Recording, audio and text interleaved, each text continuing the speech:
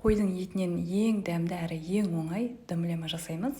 Алдымен қазанның ішіне жұқалап туралған құйрық майды салып шығамыз. Үстінен ет саламын. Еттің жұмсақ жерін қолдандым. Тұзын салып, көкөністерді рет-ретімен салып шығатын боламын. Көкөністерді қатты майдалап турап қоймаймыз, өйткені бұқтырылу барысында езіліп кетуі мүмкін. Осылайша рет-ретімен барлығын әдемілеп салып алдық. Қойдың етін жей алмаймын, қойдың етін ұнатпаймын дейтін кісілерге осы тағам өте қатты өтетініне сенімдімін, өйткені көкөністермен дәмі, қойдың етінің дәмі білінбей қалады.